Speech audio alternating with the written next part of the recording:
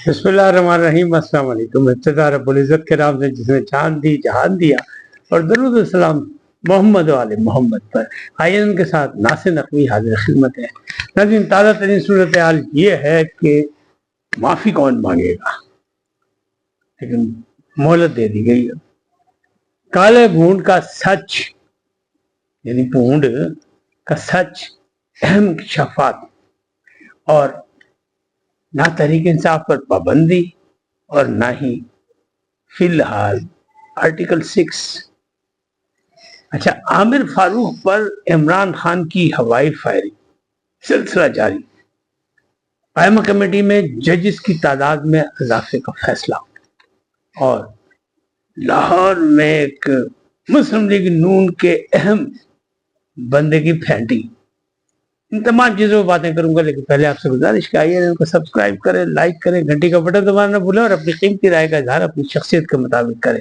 जी नाज़रीन, पहली बात उसी से करते हैं कि लाहौर में मुस्लिम लीग नून, जिसकी हुकूमत है पंजाब में, पंजाब का दारुल हुकूमत लाहौर, वहाँ एक मुस्लिम लीग नून के खास मतवाले की फैंटी लग गई। फैंटी के नहीं लाई, बुढ़िया ने लाई। बुढ़िया का चढ़ गया और खड़काता, यानी एक परी ने एक बंदे को खड़काया, टगा के गाड़ी से उतार के कपड़े शपड़े फाड़ दिए, ये वो।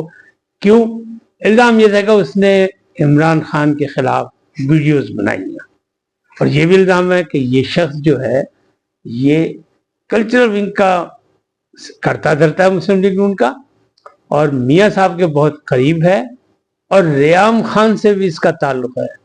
लिहाजा एक परी पै गई और टका के फैंटी लाई, बड़ी मुश्किल से उनको बचाया गया। और उनका नाम नामी है अदाकार ताहिर अंजुम।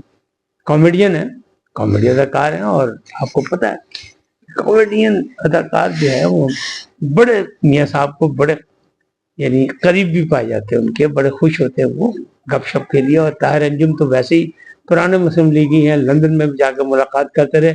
लिहाजा वो एक भूत करताली कम जो पंजाब असम्बली के बाहर लगा, तो वहां से कहीं कोई कर रहे थे, और फिर वहां हो गया आमना सामना, तो पीटीआई की परी ने पकड़ लिया और गाड़ी से खींच दिया, कपड़े शपड़े फाड़ दिए, सब कुछ। ये हुआ लाहौर में वारदात। अच्छा, आगे चलते हैं। कायमा कमेटी सेनेट की, और सेनेट की कायमा कमेटी में जजेस की तादाद में इजाफे का फैसला हो गया।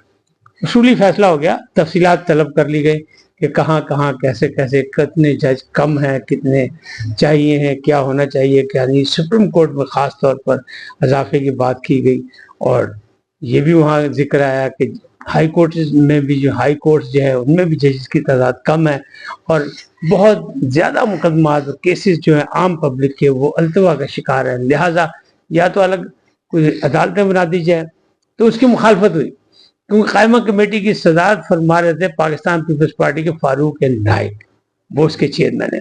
और वहाँ मौजूद थे जनाब हामिद खान साहब, ये पीटीआई के सेनेटर हैं। उन्होंने मुखालफत की, क्योंकि ये कानूनी बिल था, यानी कानूनी बिल में तरमीम का बिल था, यानी कानून में तरमीम का बिल था। कायमा कमेटी में ज़ेर बहस था, तजावीज़ दी जानी थी ताकि इसको आगे फ्लोर पे पहुंचाया जाए। अब ये बिल पेश किसने किया, यानी जजेस में इजाफा। सोशल मीडिया में तो आप कोई और कहानी पढ़ेंगे, लेकिन ये कहानी ये है कि एक सेनेटर है पीटीआई की फौजिया अरशद, उन्होंने ये बिल पेश किया, और इस पर बातचीत हुई। हामिद खान ने मुखालफत की कि नहीं, फालतू जजेस की जरूरत नहीं है। उन्होंने बड़ी मिसालें दी। उन्होंने कहा इटली में बनाई गई थी अलग अदालतें, तो वहाँ मुसीबत पड़ गई, फ्रांस में भी मुसीबत पड़ गई, वो उसके मसाइल गड़बड़ हो गए। भारत बहुत बड़ा मुल्क है, और वहाँ सिर्फ एक ही सुप्रीम कोर्ट है, और उसकी कोई रजिस्ट्री नहीं है, सिर्फ दिल्ली में सुप्रीम कोर्ट है, मामला ठीक चल रहा है। तो पाजी अभी तो दसों को जज के लेने, जजेस की तादाद पूरी होगी, वहीं नहीं बल्कि हाई कोर्ट्स में भी जजेस की तादाद पूरी होगी, तभी तो वहाँ मुकदमात निबेड़े जाएंगे, ख़त्म किए जाएंगे, और आगे उनकी अपीलें नहीं जाएंगी। लेकिन यहाँ तो मामलात ही नहीं है, यहाँ तो मामलात ही कुछ और है। तो इस पे उन्होंने कहा, तो हामिद खान ने कहा नहीं, मैं तो इसकी करता हूँ मुखालफत, बल्कि एडॉक जजेस की भी मैं मुखालफत करता हूँ। लेकिन ये बिल जो था ये है फौजी अरशद का, जो पीटीआई की सेनेटर है, तो ये याद रखिएगा। बाकी खैर है, उन्होंने कहा कि उसूली तौर पे सबने बैठ के फैसला कर लिया। शहादत हुसैन साहब तो वो कह लगे ये एडॉक जज भी होने चाहिए, इसलिए कि बहुत ज़्यादा आवाम के जो केसेस हैं वो अल्तवा का शिकार है, उनको भी तो रिलीफ मिलना चाहिए। सिर्फ सियासी کیسز نہیں ہونے چاہیے، اور یہی اسی لیے بات چیت بھی آئی کہ الگ عدالتیں ہونی چاہیے سیاسی کیسز کے لیے، اس کی بھی حامد خان نے مخالفت کی۔ بہرحال فیصلہ یہ وصولی ہو گیا کہ ہاں یہ ہونا چاہیے، لیکن تفصیلات طلب کر لی گئی ہیں ہائی کورٹ، سپریم کورٹ، دائیں بائیں یہ وہ، اور لوگوں کی پھر جب چیزیں سامنے آئیں گی پھر یہ کابینہ میں جائے گی، پھر یہ اپروول یہاں سے ہو کے آگے جائے گا، پھر اس کا باقی پروسیس مکمل ہوگا، لیکن اصولی فیصلہ کر لیا گیا۔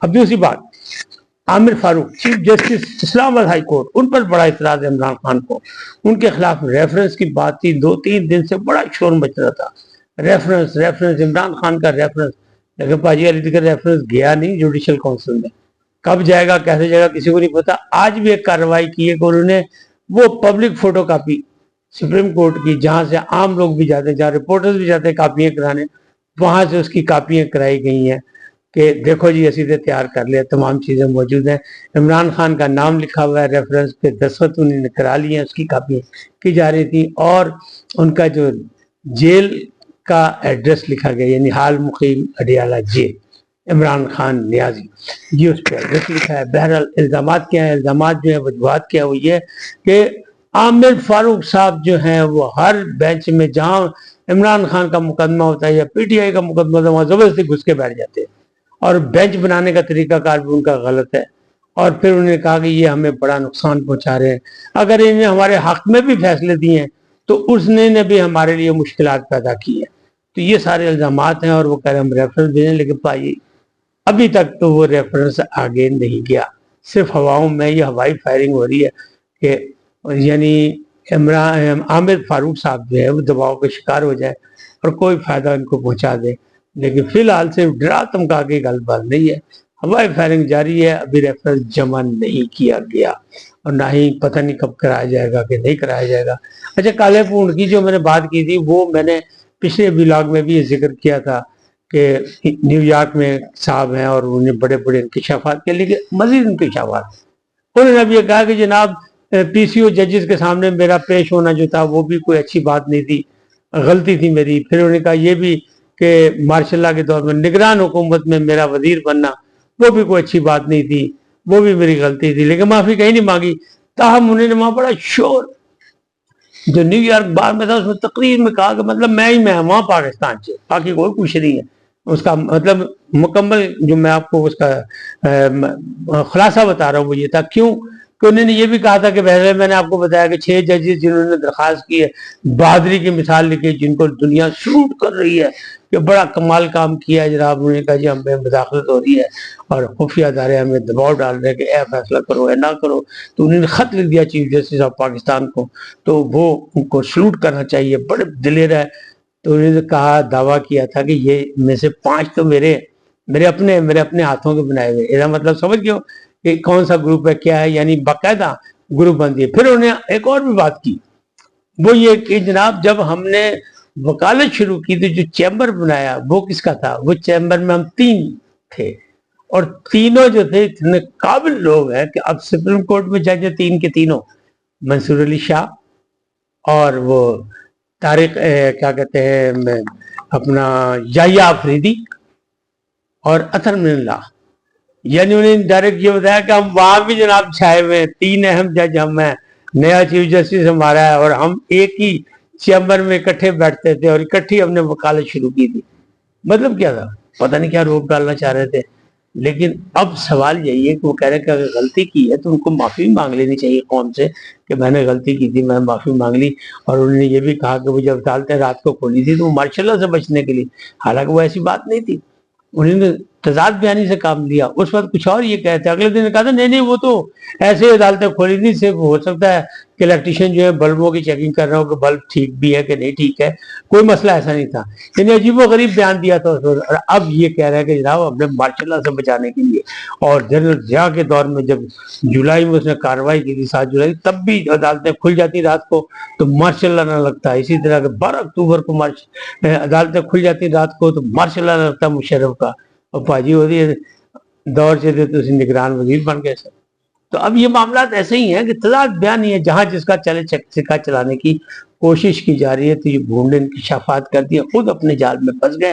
اب لگتا ہے کہ ان کے خلاف بھی کوئی نہ کوئی جب واپسی ہوگی تو ان کا استقبال ہوگا کسی نہ کسی انداز میں۔ अब वो इस्तकबाल कैसे होता है, उनको कौन पूछता है कि क्या कुछ कहा आपने और ये किस किस चीज का आपने एतराफ किया, इसका हिसाब दें। तो ये बात की बात है। अच्छा, अब जो बात कर रहे हैं वो है यही कि माफी कौन मांगेगा कौन नहीं। कहने वाले ये कह रहे हैं कि ये जो आर्टिकल 6 की कार्रवाई की फैसला जो काबीना में नहीं हुआ वो इनडायरेक्ट कहीं ताल्लुकात कोई राब्ते हैं, और कहा यह जा रहा है कि शायद खान जो है वो किसी तरीके से राजी हो जाएंगे तो माफी मांगने के लिए उन्होंने कहा। लेकिन खान का तो बाकायदा बयान है कि माफी ये लोग मांगे जिन्होंने हमारे साथ जुल्म किया, ज्यादती की, हम क्यों माफी मांगे। ताहम इन लोगों की गलत फहमी है कि जनाब इनको थोड़ी सी मोहलत दे सोचने समझने की। अभी तो आधा बयान आधी माफी मांग ली है। खान साहब ने कहा कि GHQ पे मैंने भेजा था, मैंने कहा था वहां एहतजाज करो, लेकिन पुरअमन, तो शायद बाकी भी वो मान लें कि कहाँ कहाँ मैंने भेजे थे। तो इसलिए उनको मोहलत दी जा रही, मोहलत दे दी गई है। तो आर्टिकल 6 का फैसला जो है वो कह रहे हैं अभी मुशावरत पूरी मुकम्मल नहीं। पीपल्स पार्टी ने गो हेड दे दिया कि जो आप करते हुकूमत करना चाहे करें, हम उसके साथ हैं, एहतियाती के साथ। हमारा कोई फैसला नहीं है, आपका जो फैसला होगा उसको हम मानेंगे। और दूसरी जमातों से भी राब्ते हैं, लेकिन आजम नज़ीर तारड़ ये कहते हैं कि थोड़ी सी मुशावरत रहती है, थोड़ा सा टाइम उनको दिया गया है, क्योंकि शायद जो बस पर्दा जो डिप्लोमेसी हो रही है, जो हाथ मिलाने की कोशिश की जा रही है, हो सकता है उसका कोई पॉजिटिव रिजल्ट निकल आए। ये थी आज इस वक्त की बातें, फिर बाकी बातें करेंगे सुबह कल। आज इतना ही। जाने से पहले आपसे गुजारिश, INN को सब्सक्राइब करें, लाइक करें, घंटी का बटन दबाना भूलें और अपनी कीमती राय का इज़हार अपनी शख्सियत के मुताबिक करें। सदा सलामत रहे। अल्लाह निगहबान।